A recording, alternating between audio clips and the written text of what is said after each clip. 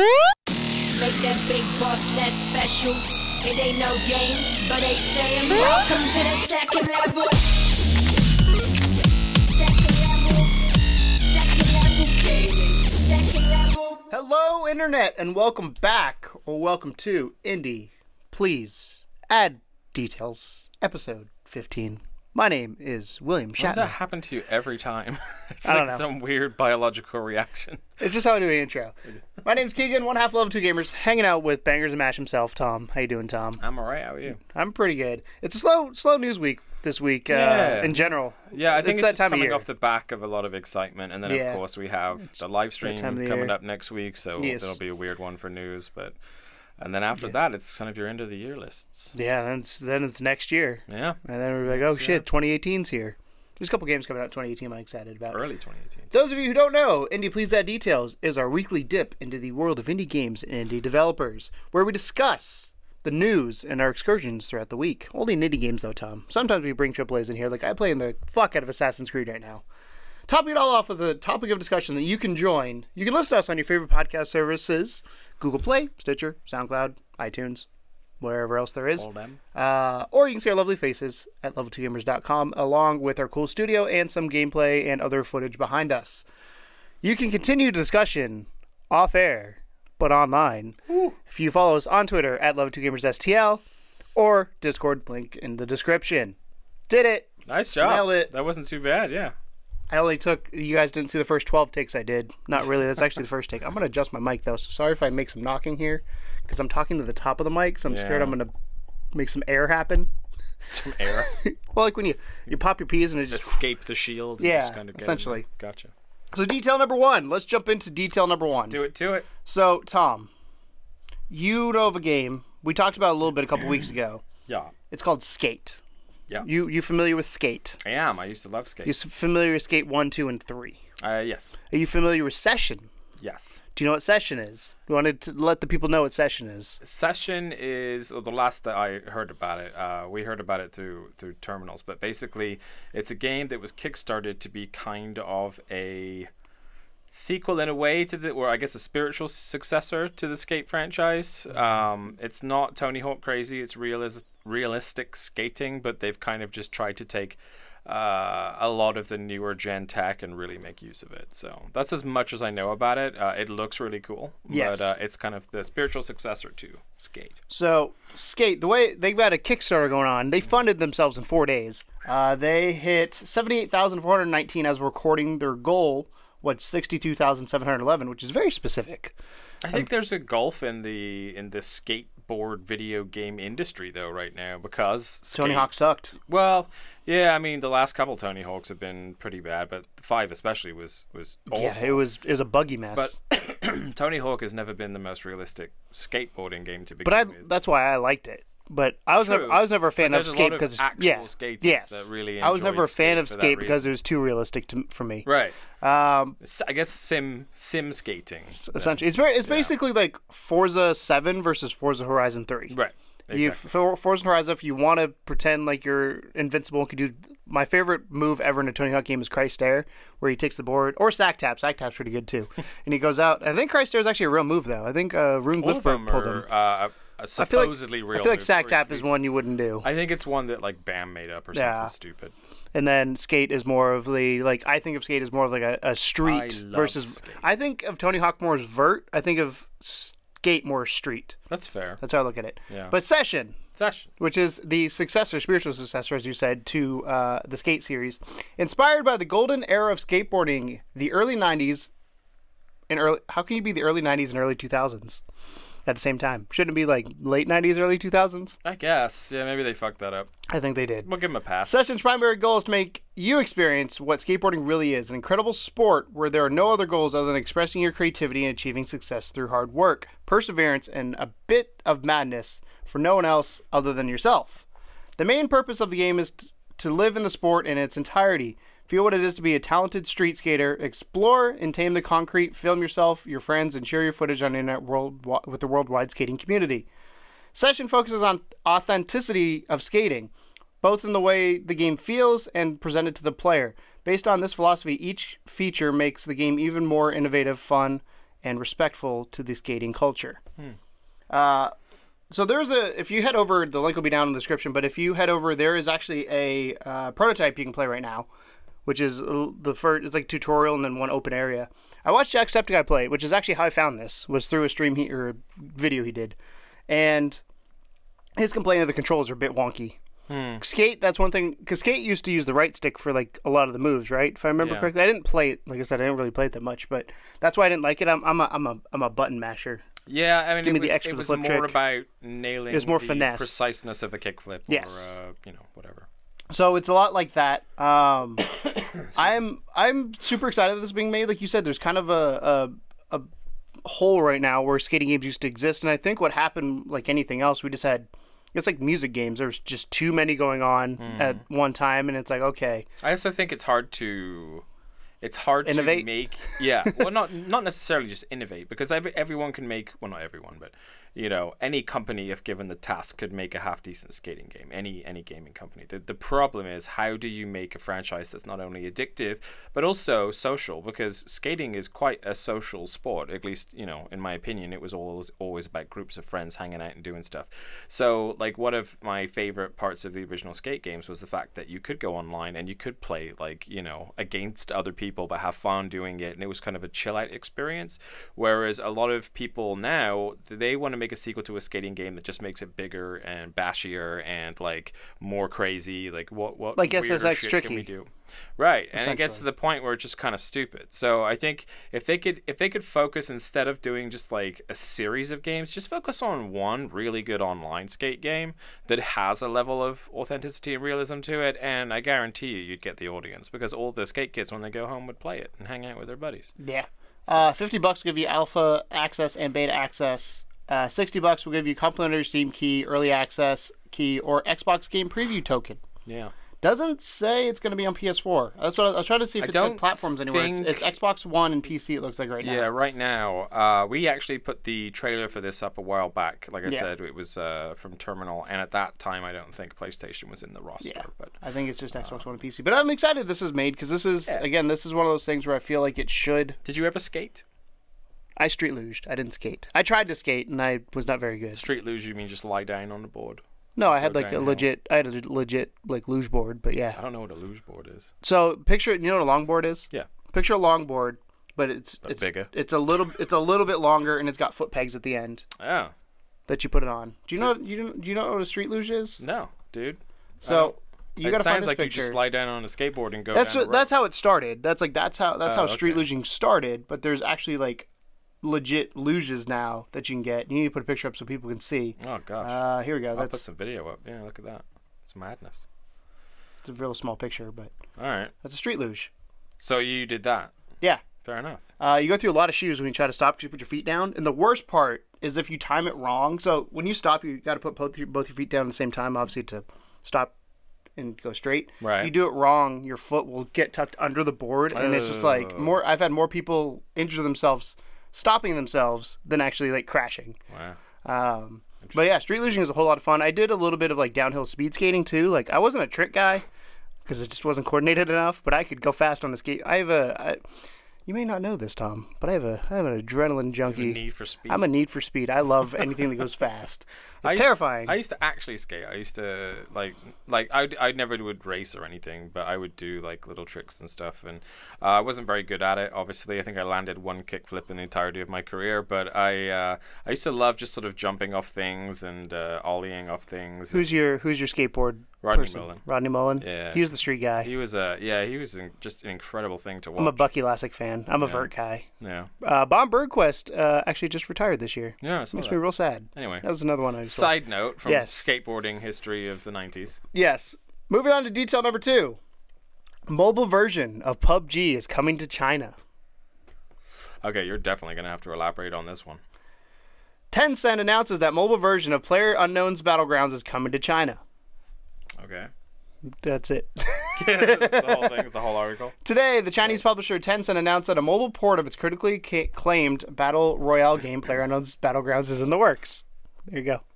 According to the press release, the tech, media, and gaming powerhouse company will hold publishing rights to the mobile version while the game's developer while the game's developer PUBG Corp will work on development. Tencent also confirmed that development for the mobile version of the very popular shooter is ongoing smoothly. Despite no official word on when the game will launch on Android or iOS devices, Chinese consumers can expect this port to launch soon. Originally released on March 23rd of this year as an early access title, PlayerUnknown's Battleground is an online battle royale game developed and published by PUBG Corp, a subsidiary of Bluehole. It used to be Bluehole Studios in general. Last week, Tencent announced they won the publishing rights for the Chinese version that would make some slight alterations to the game So for the they're only local getting market. it for the Chinese market then? Yes. Okay. Do we know who got it for the American market? It doesn't. I didn't see anywhere that America's getting it. So in my head I'm going to get to play PUBG probably on an iPhone before I'm going to get to play it on a PS4. Yeah, I'm gonna play it on How the fuck December. do you play PUBG? December 12th. Yeah. I'm buying that shit on Xbox. Yeah, well that's fine. So I'm But excited I'm for saying that. like how do you get How do you play that? game Controls. the size and scale yeah, and Well, it it's looks like shit. It doesn't. It looks like shit. Like Yeah. most people turn the graphics down because you have you have more of an advantage when there's less things to hide. Really? Yeah, so that's actually a PUBG thing. When you're playing online, like there's people that like you can turn the graphics up and have like all this lush scenery and all this, but it's a disadvantage to you because people can hide in there. Versus if you turn the graphics down to look like potato, which I think they did a couple tweaks to it, so it's kind of universal now. But there'd be less bushes, so you could see like somebody could be hiding in a bush that you see, but they don't see in their game. Oh, that's interesting. Yeah, so I think I'm guaranteed they fixed that. I'm not 100% sure, but I'm So how do pretty you sure. put this on a phone? You make it a shooter. You tap to hold. Bottom left is look down sights, right side shoot, and hope to God you hit them. I don't know. That's what Tencent's got to figure out. I guess I'm just like in my head. I'm trying to figure out how it works out. I guess I could see. I mean, they've put the GTA's on phones, Yeah. haven't they? So I guess it would work similarly to that. But it's got to look like. I wonder if it's gonna have shit, first though. person or third person. No, it wouldn't, because PUBG doesn't look that great in general. Like, keep that in mind. But 'Cause you have 100 online people on the server at the same time trying. yeah, to but kill is each it? other. But it's not going from the phone. It's an internet connection thing at that point. As long as your connection's quick enough, Fair enough. then you don't have an issue because it's Interesting pulling to from the see. server. Either way. Yeah, so you're gonna play it on iPhone before you play it on your PS4. Can't wait. Detail number 3: Prison Architect gets a DLC. Cool. Prison Architect Escape Mode DLC revealed, first trailer released. This is from DualShockers. If you've been wondering when the next DLC for Introversion Software's latest game, Prison Architect, would be arriving, then today's your lucky day. Have you played Prison Architect? No. It's amazing. I always get that and the Escapist confused until I played the Escapist, so now I know what that one is, Yes. but I don't know what this one This is. one, you build a prison. Build a prison, Yeah. figured as much. Developer, along with publisher Double 11, have officially revealed the first details about Escape Mode, the next add-on for the prison management simulator. So picture like Roller Coaster Tycoon meets prison.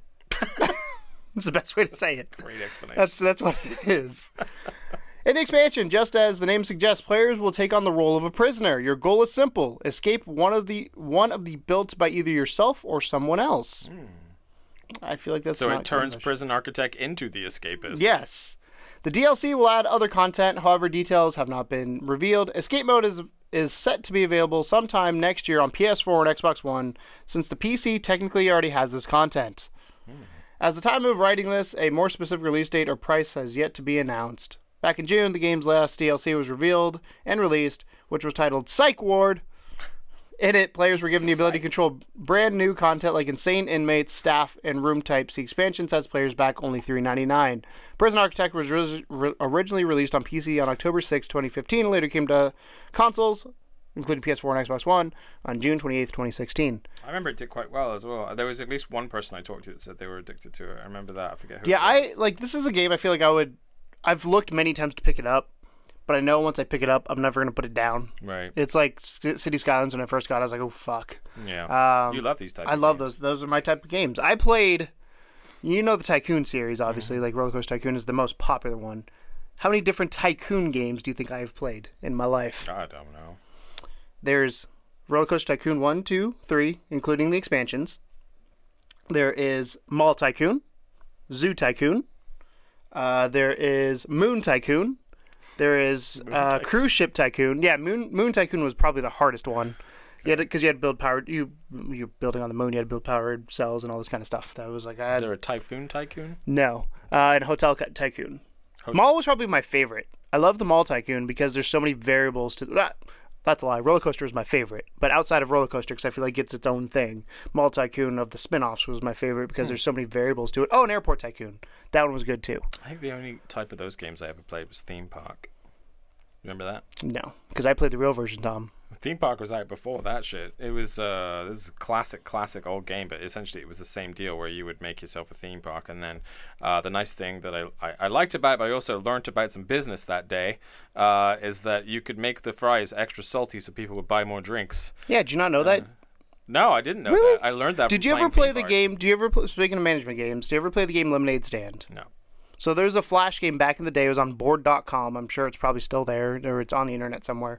Where basically you had a lemonade stand. You started with like $20 or whatever the buy-in was for it, and you had to craft lemonade. And people would give you feedback on how much you choose, how much sugar, how much water, how much ice you put into it. And obviously these affect your bottom line. And people give you feedback. Oh, that was too sweet. That was not sweet enough. And if you really wanted to fuck people over, you would put a lot of water in it. Like you'd find the right combination of how much water and how much sugar. You just put that together, and then you maximize profits. Like, this is where my business brain comes from. Yeah. I grew up with this kind of stuff. Well, bottom line, Tom. Maybe bottom we'll get line. you to play Theme Park one day. It was on the Genesis. I also played, what's the name? It's like a roller coaster building game. That was fun. That would be perfect in VR. It was a PC game. tried. I can't remember the name of it is. Failed miserably. Yeah, but that was not as good as this one. This one was like, you could literally go in and build. You've ever gone to Disney? No. Oh. Well, they have a thing at Disney called Imagineers. I can't remember it's Imagineer something in downtown Disney. And you can build a roller coaster and then you put it in a simulator and you ride it, which sounds amazing until you realize how quickly you get motion sick from doing these crazy loops. Yeah. But it was so much fun doing that. Me and my brother did it a few years ago, like 5-6 years ago now. Well, now they slap a VR headset on you while you're on a real roller coaster, right? To make it look Some like of them you're in do. space or whatever. Some of them I've do, seen yeah. Some of that. Yeah, so I would love that in VR because it was this. I wish I could remember the name of the game. It's something Deluxe, like Deluxe DX or something, like Roller Coaster Maker Deluxe DX, like a stupid name, but it's so much fun. And what I liked about them though is they were very much physics based and very much like you could try things and you would see the G forces and all that kind of stuff, but obviously you don't feel it. I wish there's got to be a way in VR to feel it at some point, but it would be perfect for VR. Anyways, moving on. I feel like I've tangented a couple times. Last detail for today. Ukulele coming to Switch December 14th. Don't know how I feel about this. As you guys know, if you watch us at all, I have strong opinions on Ukulele. I think it's let down. I think it's a broken game. As a backer, though, I got this email from them. Posted by Platonic Games. Ukulele will be released for Nintendo Switch on Thursday, December 14th. Woo! That felt pleasant, didn't it? Ukulele for Nintendo Switch features a shed load, they're definitely English, of polish and updates, including a single Joy-Con play across all 8 multiplayer games, a custom achievement system, plus the ability to take our own collecting duo on the go without the need of extravagant extension leads. I'm assuming that means cords. I think it just means it's on the Switch. It's portable. Yeah. The Platonic team has spent many months optimizing Ukulele for the Switch with technical help and support of Nintendo and Unity themselves. We believe we're delivering a version Nintendo fans can be proud of.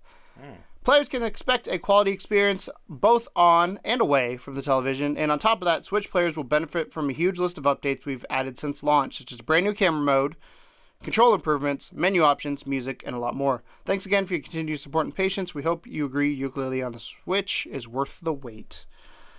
Do you think it'll be worth the wait? I don't know. Well, I watched a video that literally said it was number 3 of the most disappointing games behind Mass Effect Andromeda of this year, Mass Effect Andromeda and Star Wars Battlefront, and that's kind of how I feel about the game. The game would be perfect on a Switch if it was a good game. Okay, so you're still mad at it. Yes. I'm not mad at it. It just. I won't dig any further. I watched. I think it was. Might have been IGN. Might have been. I don't know who it was, but I watched somebody do a video and they said it perfectly.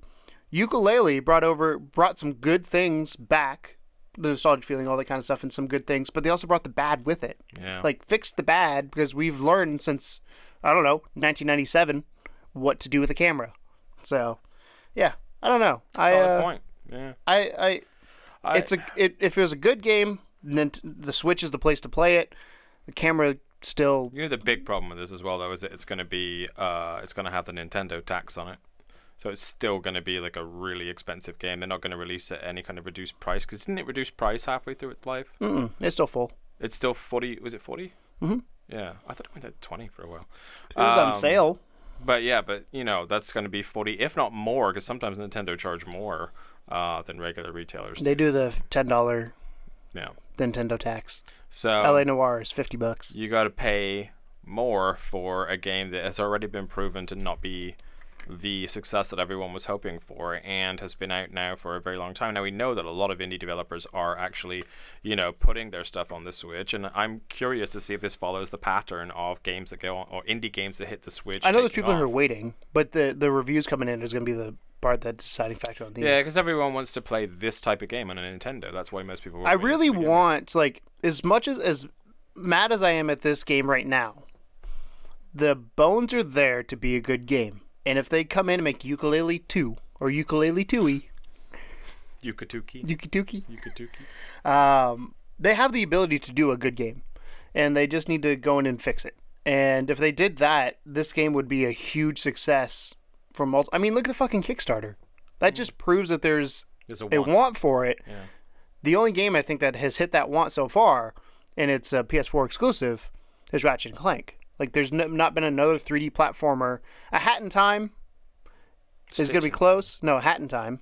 Hat in Time. What's that? It's on PC right now only. It's an indie game on PC only. Okay. It is coming out to consoles early next year, so I'm excited about that. Okay. That's the only other game that's come close, but even that has had a few issues with kind of how bare the game is. Like this, Cuphead scratched a certain itch for nostalgia. But it's not a 3D different type of. It's not a 3D. It's not a 3D platformer. Yeah. That's what I'm saying. 3D platformers, like, it is Ratchet and Clank at this point. Which, if you don't have that game, go pick it up if you have PS4. If you have an Xbox, I'm sorry, go pick up a PS4. Game.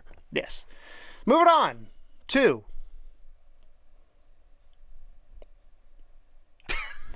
I was just staring at Tom, for those of you listening. I couldn't tell if you'd forgotten what we were moving on to, or if you were just fucking with me. So no, moving on to Spotlights. I was just staring at Tom there for that, I don't know, maybe 15 seconds of silence. Sorry, audio listeners. Moving on to our Spotlights. And my Spotlight is actually from a game that was released in 2016, Tom. So, I was going through my library, and I'm like, look, I don't have a game to play. There's nothing new coming out that I felt like that this week as well. I picked an oldie, too. That's excited me. Yeah. And I was like, let me go through my back catalog and see what I got.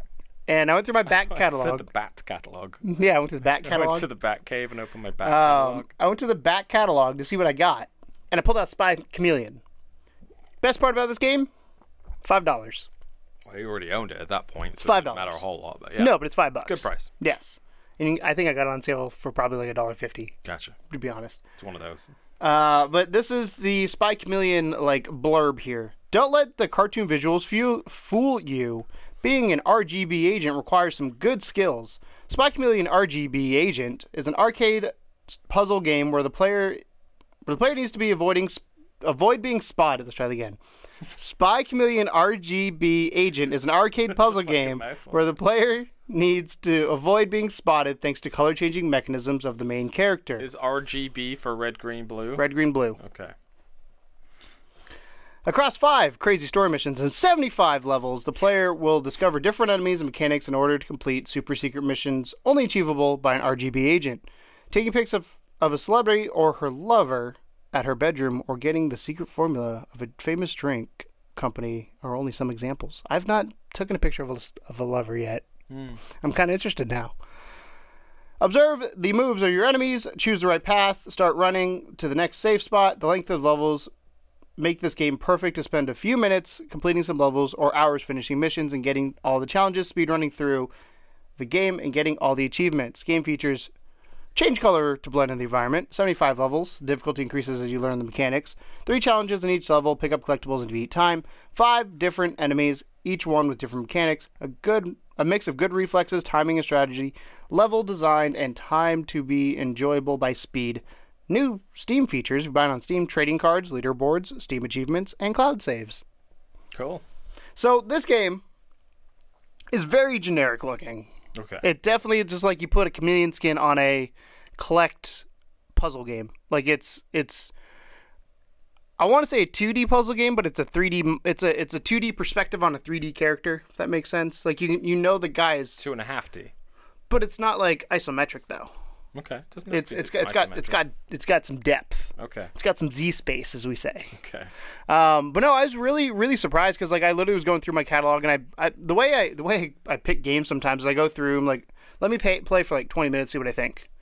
So I played a couple games. I was like, I don't want to talk about them. They're just generic. They're not very good. Didn't ring your bell? No, but this game I got into it and the first level is like, hey, just run and collect the fireflies, and you have 10 fireflies each level to collect. And then once you do that, it unlocks then ladybugs. You collect the one ladybug, which is like a challenge mode, and then you have the ability to beat the timer. So those each level things were what got you. Well, no. So each level has 3 things you can do. So it's replayability there. Okay. What got me was about level probably 7, 8, 9 in there somewhere. I lost track because you just hit next and you go to the next level. Quick levels then, I suppose. Yeah, they're like we're talking 10 to 15 second levels. Oh, I love it. iOS game. Yeah, level. I love it. The game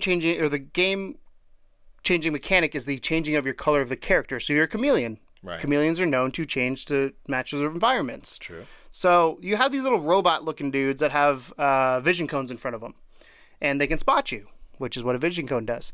But if you're, say, on a blue carpet and you push blue, you will then turn blue on the carpet and they can't spot you. Gotcha. So some of them swing around, so you have to avoid the vision cone as it's swinging, then time it right to get out. Can you move whilst the cone is on you if you're hidden? Yes. Yep. Okay.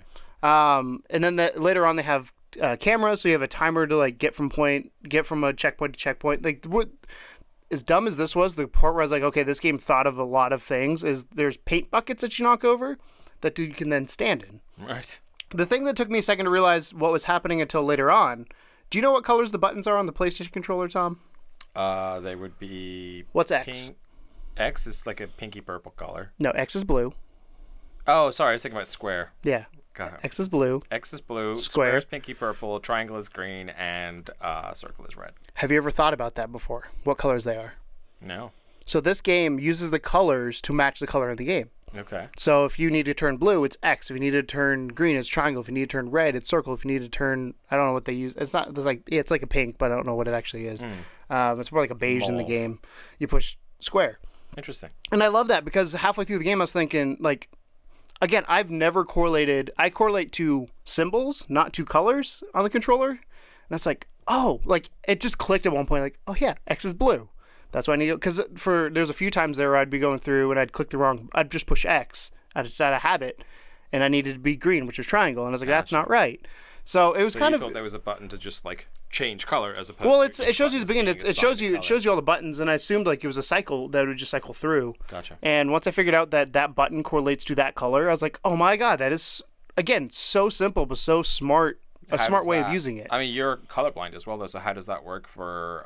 Do you think there's anyone out there who is maybe more severely colorblinded that would be? Oh yeah. Unplayable for them. Oh yeah. The advantage I have with you this. can still remember which button does what. Yeah. The hardest one is because again, it's not, to me it's not red and pink. It's red and some other color. I can tell the difference between the two. Right. But if you had a severe color blindness, or if you're obviously monochromatic, you couldn't play this game because you can't see. There's no symbols.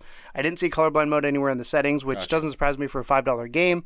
Would have been cool to have, but it really like. It's got. We've talked before about that one more level mechanic. Yeah. One more level mechanic. One more level. Yeah. And that's what this was. You'd get progression system I've always talked about when you're talking about a puzzle type game like this. And at first it's like, oh, I can just run, be willy-nilly, do whatever I want, and just do my thing.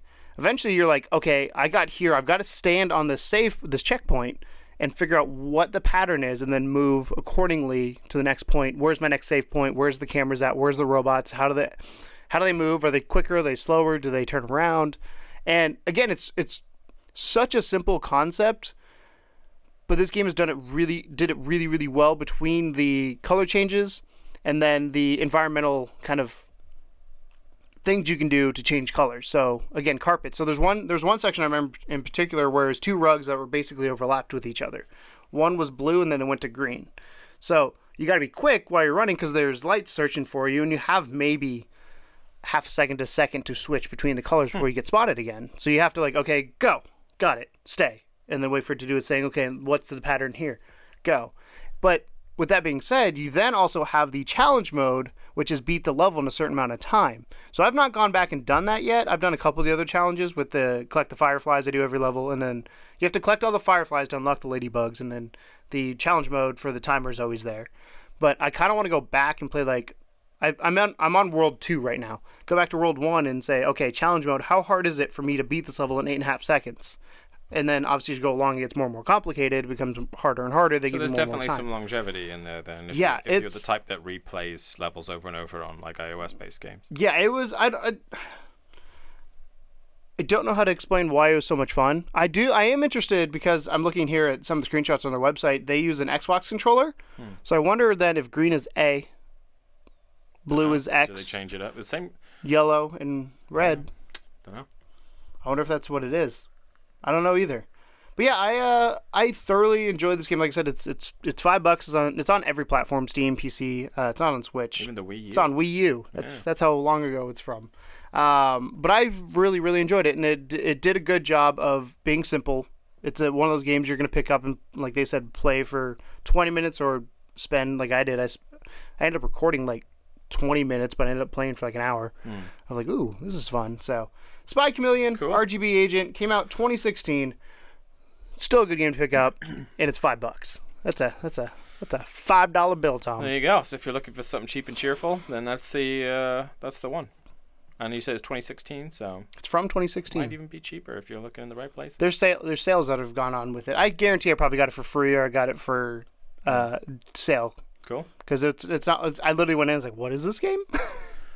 Alrighty. So recommended. And for my spotlight this week, I did much the same thing. I was kind of looking around at the store, kind of thinking, man, what can I pick? What can I pick? And there wasn't anything that spoke to me this week. It's that time of year where AAAs are dominating the conversation. Yeah, I mean, I think we got lucky with Far From Noise, but everything since then has been kind of terrible. So I wouldn't say terrible. Well, not terrible, but just not eye-catching. Not something I want to play. And so instead, I opted to do the same as you, except this time I remembered that I actually do own some physical copies of games. And you went to the shelf and you're like, I often forget that they're there because I'm so used to just doing everything digitally. Remember at the beginning of this generation when you're like, I'm going to buy everything physical? Well, I still bought a lot physical. They have a lot of physical VR games. Yeah, but that was dumb. Of all the things you wanted not physically, VR. I learned that lesson early, Keegan. Yeah. Leave me alone. So I was right, is what he's trying to say. For once, yeah. So I was looking through my shelf and I realized that I hadn't played the new Tomb Raider game, which I haven't done the VR in that either. I hadn't played World of Final Fantasy, which I have sat up there. I got Deus Ex up there as well. But then I saw Sherlock Holmes, The Devil's Daughter.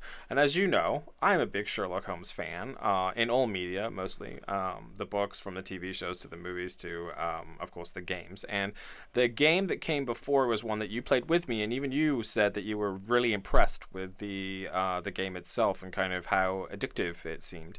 And that game was Sherlock Holmes Crime and Punishment, or Crimes and Punishment, one of the two. And the basic hook to a Sherlock Holmes game is that you hear about some kind of a case, you go to investigate. As you're investigating, you are basically like looking at the person's clothes and what they're wearing and any jewelry they have and markings, and you're making these kind of Sherlock Holmesy, what do you call it? Portraits of what this person is and what they do, and then you interview them. So of course, being Sherlock Holmes, you can ask those questions because you've already observed them pre-interview. And then of course you go around the crime scene doing much of the same. You have special kind of detective vision, a couple different types, to try and discover certain areas, and then it's all about you starting to put the pieces together, quite literally in your brain. You get the little brain synapses. So once you discover something, you can go into your brain and you can be like, okay, this and this match together, and that creates a new connection, and then you'll do it again, this and this match together, that creates a new connection, until you form your way all the way to an eventual conclusion where and it's an option. It's not like this is what happened. It's like you have to actually decide what you think happened based on the evidence, information, so you can be wrong, of course. But the nice part about it, and is there a trophy if you're wrong on every single one? I don't know. I feel like there would be. The nice part that I liked about it is that it always gives you the opportunity to replay it. So if you're not certain about a certain like little thing, you're like, I kind of think it's this, but I don't want to fuck it up, and I'm going to choose this other one. Then like once it's done, it'll be like, you happy with that ending, or would you like to reconsider? And I would be like, fucking reconsider, and then and then go the other way with it. So the original was like that.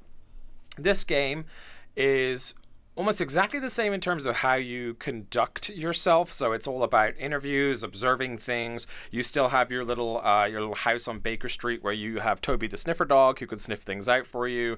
You have like a science area where you can like test materials. You have a research library where you can research things like badges and symbols, and of course you have Watson there as well. And so you still have that area, and it plays out much the same as the original, except that it seems to be a lot more sort of bombastic. It's like they purposely went to excite it up a little bit. The original game was great, but like every case would be like 2 hours, and it could start to drag after a little bit of time, especially if you were missing an easy clue here or there. But this game is like, it interrupts the regular parts of the gaming with some really interesting like side missions. So one, for example, is the same as the first game. You could be the sniffer dog, and you actually have to follow a trail of noise, of nose, to get to whatever it is that you're looking for. In this game, they let you be Wiggins, the street urchin. So like, there's a mission that is identical to an Assassin's Creed mission. Like those ones where you have to follow someone and you have to hide behind barrels and stuff, and then climb up to the roof and observe them. But if they leave your vision, then it starts counting down. Like you need. No, because they took those out of the game because they made the game better with Assassin's Creed Origins. I agree. I hate those missions. I agree. Most people don't like those missions, but they're interesting in a game like Sherlock, where you're playing like this little boy and you're trying to avoid like things in the street and trying to kind of follow this guy around and sneak into his windows and stuff like that. So there's even a scene where you're being chased with a guy with a gun, and you have to run like to cover and rest there for a second, and then run to the next cover, and it's kind of like this consistent back and forth cat and mouse chase, and if he gets too close, you're dead. And you have to redo the whole thing. But so there's these kind of like action segments, almost like Uncharted segments mixed in. But occasionally, you'll get to use your Sherlock like vision to be like, okay, this way is going to be more sensible than this way because there's brambles here and they're going to stop him and all this kind of stuff. So yeah, it was really cool. I mean, the overarching story for it is still revealing itself somewhat to me, but it looks like there's going to have some links to the occult, hence the name, I suppose, the Devil's Daughter. But so far, I've done the first 2 cases, and they are bigger, better, longer than the original game. They are graphically superior, and there's a lot more to them, a lot more working parts. The only parts I would complain about, if I was to complain, would be that when you get lost in this game, you get really fucking lost. Like, there's no hints whatsoever. How to come back. It's like they assume that you've already played the first one, or that you've already done a tutorial or something, when you haven't. They don't give you a tutorial. They don't, I guess they don't check your save for the original game or anything. So they just like go right into it, expecting you to know like how to use all the things in your room and how to use your sites and stuff. There's not one explanation really for like, use this site.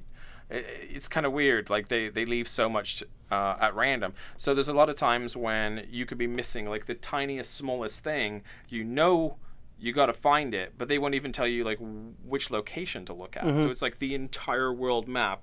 It's possible that you miss something, and you have to be like, well, shit, like, what do I have to do? On the flip side of that, when you find it, it does make you feel like Sherlock Holmes, because you're like, I found it. I would have missed that, but now I thought about it smarter. It's like, of course, Watson. And then you go and, get the paper out of a coat somewhere that you missed or whatever. I'd be stuck at that game. Yeah, it's a fun game. It's hard. It's definitely, it's not like too hard, but it's definitely on the harder scale of games. But as a detective game goes, and I love those games. I love the Agatha Christie game. I love the original Sherlock. It's really fun, and if you like the character, they play it really well. The voice acting is excellent. The story is great. There's lots of like little puns and jokes here, there, and everywhere. The only downside when it came out was that it was $50, which even I said at the time was, no, I'm not. Yeah. I can't. Like, I love the idea they're making this sequel, but I will not pay $50 for that game, knowing what the last game was. And the last game was like $30, I think, when it came out. But I waited until the price dropped, and I saw it for like $25-$30 in GameStop. I picked it up, the physical version, and I think it shortly went on sale digitally after, so I kicked myself for that. But that's what happens. Yeah. But so I played that, and I thought it was great. I had a really good time with it. There's definitely some weaknesses to it, but nothing that made me mad enough to not want to keep playing. In fact, after I recorded my gameplay and wrote my review and everything, I still went back this morning to do a case while I was waiting for you to come over. So that's the sign of a good indie for me. Yeah. Yeah. There you go. Cool. Sherlock Holmes, The Devil's Daughter. There you go. Moving on to our topic of discussion. And what brought this on was the fact that Yooka-Laylee was just announced. Well, it's been announced on Switch, but it's coming to the Switch. Yeah. And we always talk about that the Switch is a good place to put indie games. Yeah. So my question to you, if you had to pick one indie game that is currently not on the Switch or not announced for the Switch, which is kind of hard because there's so many out there that I'm like, is that on Switch? If you had to pick one indie game that's currently not on Switch or announced for Switch, what game would it be? And obviously why? Is Undertale on Switch?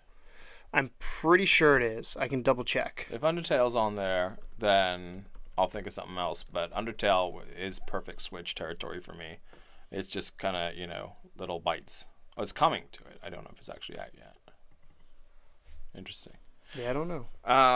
So Undertale, I don't know if it's there yet or not. I don't recall seeing it, but that would be a really good one. I think what you're looking for on a Switch type game is not only a game that Yeah, no, it's not on the Switch yet. there you go. Well, I got another one anyway, but that's a good one. But you're looking for a game that is easily consumable in chunks, but also somewhat lengthy. I don't want to drop $20-30 on a game that's over in 2 hours. That's why things like Sonic Mania and all that kind of stuff seem like good indie purchases, and Golf Story. Right now, I think it would be really impressive if they could try and do something with some graphical nuts behind it. Try and do maybe a slightly dulled down version of Hellblade, Senua's Sacrifice. I think it's a small game, so it's not necessarily like it would overwork the system with the size of it, but graphically it is quite intense or at least there is intense versions on the PlayStation. Outside of that, I don't know. I mean, it's Sherlock and that type of thing would be good too, because again, it's those nuggets, it's those things that you can do bite-sized chunks, but you have the overarching going on. Because there's no point in porting it to a Switch to not utilize the mobility of the Switch, right? Mm-hmm. Otherwise, there's no point in it existing. So the whole point of it working on the Switch is that it has to be able to be appreciated in nuggets, or at least so epically sprawling that you wouldn't completely lose yourself to go away from it in a while. Like Mario and Zelda worked really well, but again, they're first party, and people tend to just play those over and over. But indie games, I think you have to have it as a nugget-based game. That's what I would say. I would say Undertale for sure, which it looks like it might be coming, which is great. And on a more kind of just to see if it can do it level, Hellblade would be a good one. I've got two as well. Cool. So the first one I thought about was kind of again, game in chunks.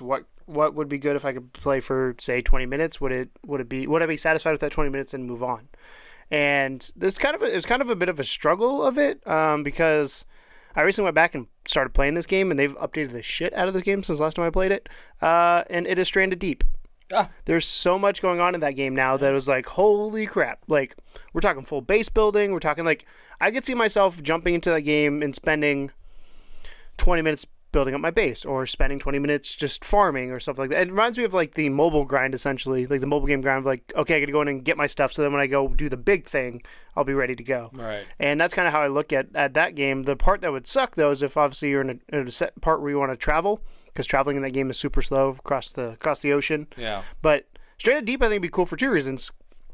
Kind of like you're saying, the technical prowess, I would love to see that being run on it. And it's not the prettiest looking game, but it's not a bad looking game, and it's huge. Yeah. And it's procedurally generated too, yes. So there's some power to that as well. Yeah. So I would love to see that on there, just because it's more of a proof of concept of can we get at again, I hate using the term full-fledged indie games, but a large indie game like that on there functioning, and if we can, that'd be awesome. The other one I thought of as you were going through your list was Cuphead.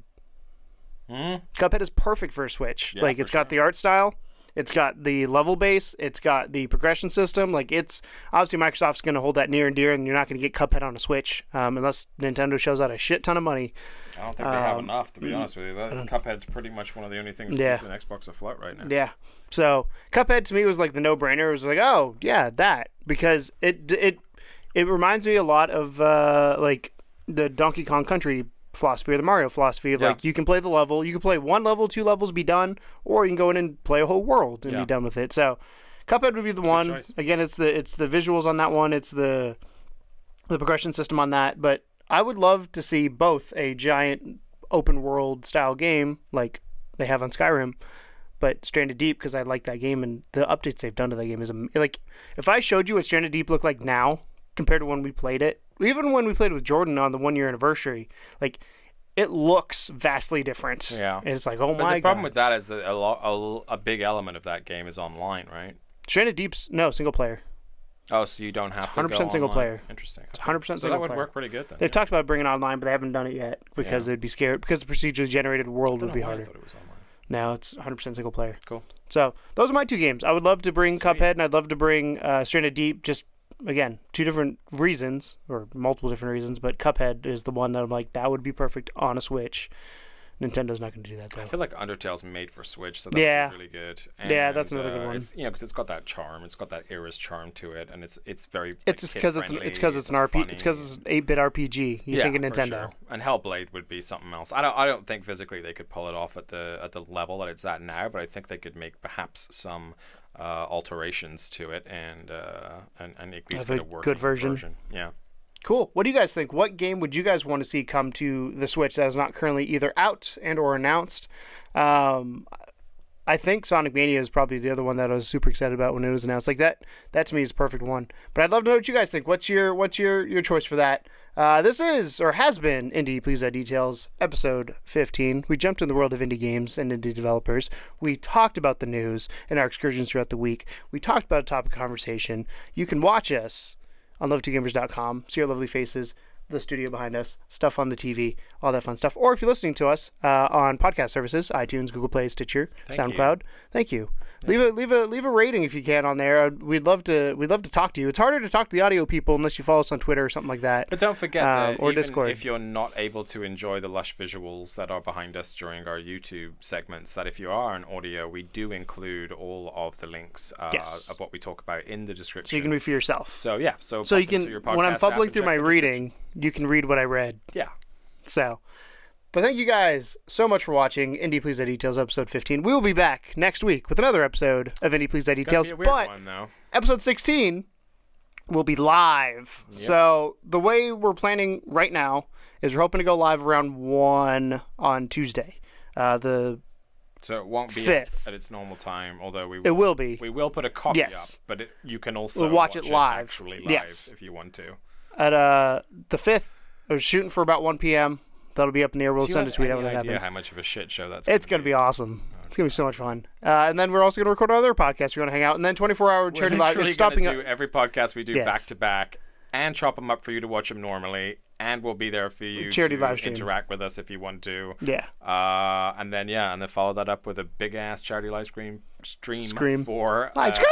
Able Gamers. So, thank you guys so much for watching. Hope to see you guys next week on the lovely live stream. And as always, welcome to the second level. Bye. No game.